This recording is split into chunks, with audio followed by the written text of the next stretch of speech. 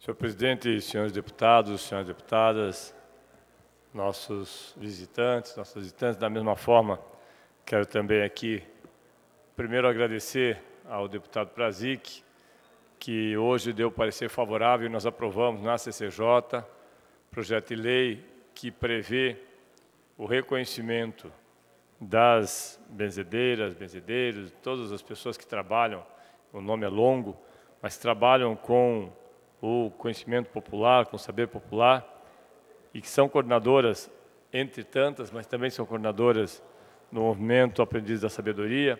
Nós tivemos hoje o parecer favorável do projeto de lei, e assim que esse projeto estiver em condições de vir a plenário, senhor presidente, nós esperamos que seja aprovado aqui também, porque aquilo que as senhoras e os senhores fazem é um bem a toda a população, sem que haja nenhum pedido, em momento algum, de nenhum tipo de troca.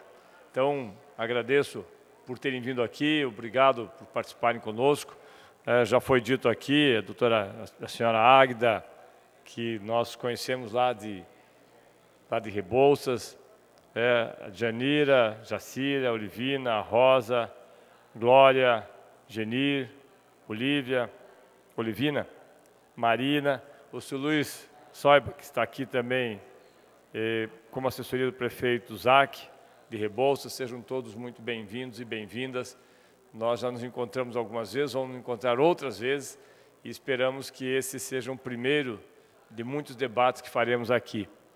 É muito bom tê-las e tê-los aqui. E num dia como esse, senhor presidente e senhores deputados, que nós recebemos pessoas que trabalham e que fazem voluntariamente esse processo, como eu falei ao presidente da CCJ, que diz que muitas vezes, professor Tercílio, a sua mãe, como as nossas, nos levavam para as benzedeiras. Eu acho que a Assembleia Legislativa, o Governo do Estado do Paraná, também está precisando muito disso. Porque ontem, quem ouviu o diálogo de Eduardo Lopes, dono da consultora Valor, que diz ter mantido com o senhor Maurício Fanini, ex-diretor da Secretaria Estadual de Educação do Paraná, em delação que fez em Brasília, e que está homologada para o Supremo Tribunal Federal, é extremamente preocupante. A delação já havia sido, num primeiro momento, dita que existia e que seria feita no Supremo Tribunal e que parte dela havia sido publicizada aqui no Paraná. Mas ontem ela tomou ares de uma delação nacional. Obviamente, senhor presidente, que toda delação deve vir acompanhada, ou pelo menos é este o princípio que nós esperamos, ser acompanhada de provas. E que as pessoas consigam, a partir da sua delação, provar aquilo que falam.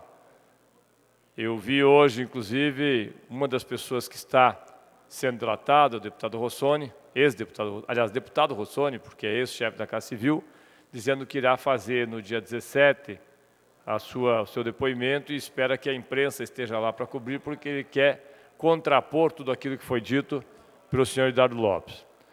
Mas é preocupante, sem dúvida nenhuma é preocupante. É preocupante porque nós temos deputados estaduais, é preocupante porque nós temos pessoas do governo, atual e anterior. Quando eu digo anterior, não o governo anterior, que seria, obviamente, o governo Requião, mas este mesmo governo, composto pelo ex-governador Carlos Alberto, e que, de certa forma, preocupam pela banalização. Porque, obviamente, eu já falei isso aqui, senhor presidente, da primeira vez que ocorreu esse fato, já falei aqui que nós tínhamos citações feitas ao deputado Rossoni, ao deputado Traiano, ao deputado Plauto, ao deputado Tiago, e que agora precisam ser provadas. Não basta alguém, deputado Plauto, ir lá falar isso, e depois não apresentar as provas. Porque foi exatamente assim que nós vimos muitas vezes as coisas acontecerem.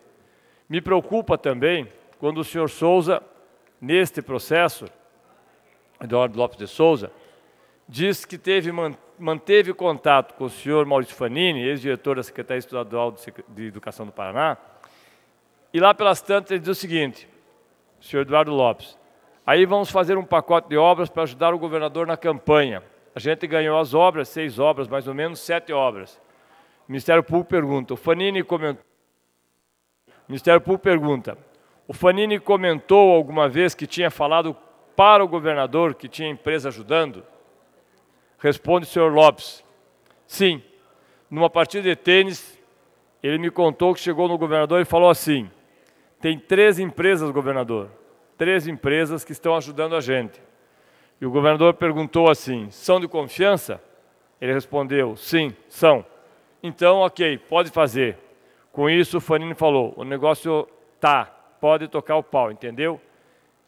Nós estamos falando do governador Carlos Alberto e que uma relação que, segundo o delator, teria ocorrido uma relação com o próprio Fanini, que à época estava no governo do Estado, e que havia dado sinal verde para que se fizesse superfaturamento de escolas, recebesse por medições feitas de forma a fraudar o processo, repassasse esses recursos, e aí me chama a atenção porque o que se colocou antes, além do que já se tinha, é mais complicado ainda, porque diz também, e volto a insistir, esta pessoa que faz a delação, assim como agora o Ministério Público, precisam comprovar o que foi dito. O Ministério Público e o juízo não podem simplesmente aceitar como verdade, e esse tem sido um dos pontos que nós temos batido o tempo todo aqui.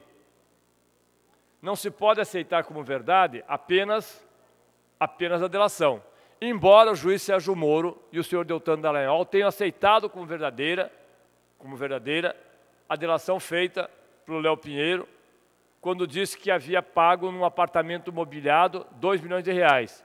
Hoje, tanto o senhor Sérgio Moro como o senhor Deltan Dallagnol sabem que isso é mentira. Sabem que é mentira. E não sabem como se livrar dessa enrascada. Por isso que continuam mantendo a prisão do ex-presidente Lula. Não sabem como se livrar disso. Porque sabem que mentiram para eles e eles mentiram para nós. Ambos, procurador e juiz, de certa forma, foram coniventes, ou estão sendo coniventes com a mentira feita. Por isso eu insisto que a delação precisa vir acompanhada de provas. A delação por si só não é prova. A delação por si só não pode ser tomada como prova. E esta delação, senhores deputados, que está aqui, cabe tanto aos promotores em Brasília, quanto ao juiz do caso, pegarem e solicitarem, obviamente, provas materiais sobre isso. Mas me chama a atenção que neste depoimento, diz este mesmo senhor, Eduardo Lopes de Souza, que pagava, segundo o Fanini, pagariam R$100 mil a partir de 2016 para o senhor Carlos Alberto Richa, que ele chama de Beto Richa, o senhor Pepe Richa, que na verdade é o senhor José Richa Filho, e o senhor Marcelo Richa, filho do governador, candidato, ou pelo menos pré-candidato, a deputado estadual. Esta é a delação feita. Mais ainda, diz também que havia um pedido do senhor Ricardo Barros, então ministro, de se repassar um dinheiro, seria R$15 mil, que supostamente iria para o irmão da atual governadora Cida Borghetti, Juliano Borghetti. E que como ele tinha dificuldades de ser nomeado, justamente por haver se envolvido numa briga de torcida do Atlético, se eu não estiver enganado, em Florianópolis, eles iriam nomear outra pessoa, mas garantiriam esta, entre aspas, mesada. Este processo envolve o governo atual, como eu falei, envolve o governo anterior. É claro que é preciso que tudo isso venha a público e seja esclarecido. Mas nós estamos tão saturados todos os dias. Ontem foi a história que nós já havíamos levantado há algum tempo atrás aqui, mas a história que veio com relação ao senhor Carlos Alberto, na Odebrecht. Há uma semana atrás, novamente, o governo do senhor Richa, envolvido num processo que, segundo o Ministério Público, houve favorecimento feito pelo IAP para mudar o zoneamento e permitir que obras fossem feitas, deputado Rasca, beneficiando a compra de determinadas áreas feitas por pessoas de 4 barras, em acordo com o governador. Há uns 2 meses atrás, eram empresas que fizeram a compra de uma grande área no Porto Paranaguá, ou próximo ao Porto Paranaguá, e que beneficiariam também este mesmo grupo. Há mais um tempo atrás, havia as tais famosos centros logísticos que iriam beneficiar os grupos políticos que estão no governo, e como foi dito ontem aqui, não há como separar uma coisa da outra, o grupo é um só, o grupo político é um só. Ele não tem distinções. Talvez as pessoas hoje pretendam, alguns, se descolar do grupo. Mas eu lembro que esse grupo político, quando foi criado, inclusive, teve ônus e bônus, como foi dito aqui pelo deputado Romanelli. Um dos grandes ônus foi 29 de abril. É aquele grupo político. Não há como ter distinção. É aquele grupo político que deu sustentação para o governo, inclusive nos pedidos de informações que foram feitos aqui, alguns sendo negados, outros sendo aprovados. Mas é aquele grupo político. Não dá para, depois de um tempo, senhor presidente e senhores deputados, as pessoas, por um processo seletivo de amnésia, se deslocarem ou se descolarem do grupo, como se não tivessem feito durante 3 anos e meio, ou, em alguns casos, 8 anos e meio, apoio esse mesmo grupo. São opções que são feitas. Então, eu acredito que o que virá agora, nas próximas semanas, ou nos próximos meses, nos próximos dias, será muito mais de responsabilidade do Ministério Público, do juízo que for responsável pelo processo, do que simplesmente dos deputados que estão aqui nessa casa de fazerem o debate, as denúncias. Até porque, como foi dito ontem pelo deputado Pérez, nós, falando aquilo, ou repetindo aquilo que dizia o padre Vieira durante as invasões holandesas no Brasil, o padre Vieira tinha uma frase em um dos seus sermões que ela é emblemática para nós. É emblemática. Porque, diz ele, nós somos sempre advertidos e nunca estamos preparados. Nada que nós estamos falando aqui é novo. Esse governo começa em 2011 sob o signo das denúncias. Começa em 2011 com uma série de situações que colocam, inclusive, em dúvida, ou em dúvidas, as posturas adotadas durante aquele período e nos períodos anteriores. Algumas são até cômicas, como aquela história que aqueles deputados que estavam aqui, o deputado Tercílio lembra, quando desapareceu uma grande quantidade de bens do Palácio de Iguaçu. Lembra, deputado Tercílio? Inclusive uma grande geladeira, que era praticamente um frigorífico dentro do Palácio de Iguaçu. Talheres. Nós estávamos pedindo informações aqui, ninguém sabia onde foi parar. Sumiram, todos. E continua, começa com coisas menores, depois vai para as oficinas, que ninguém sabe exatamente o que aconteceu. Das oficinas que desapareciam peças, desapareciam algumas coisas, daí já foi um esquema um pouco maior. Dali foi para a Operação Publicano, depois foi para aquela oposição com um nome diferente, que era a Operação, que tem o nome justamente de um filme. Depois veio para o Quadro Negro. Ou seja, nada, absolutamente nada de novo. Infelizmente, deputado Prazic, nada de novo. Parece que é um jogo combinado, feito durante todos esses anos, e que agora, por razões óbvias, em alguns momentos, algumas pessoas tentam se descolar desse processo. Mas aqueles que são da área de direito sabem que o acessório acompanha o principal. Quem pariu Mateus, Mateus embale. Quem elegeu Beto Richa no primeiro governo, quem reelegeu Beto Richa e Cida Borghetti no segundo governo, terá também que defender esse governo. Tem que fazer a defesa desse governo para o bem e para o mal. Não há como fazer uma separação como se fosse água e óleo. Não são. Nós somos oposição ao governador Richa, desde o primeiro dia do seu governo, com ônus e com bônus. Com ônus e com bônus. Alguns dos senhores são apoiadores do governo com ônus e com bônus. São opções. E, obviamente, que aqui não vai nenhum juízo de valor, até porque seria leviano fazê-lo. Mas são opções que nós fazemos. Como muitos fizeram a opção de ser oposição ao governador Requião, e foram oposição ao governador Requião, e outros, Partido dos Trabalhadores, inclusive, fez a opção de ser base do governador Requião, com ônus e com bônus também, com acertos e com erros.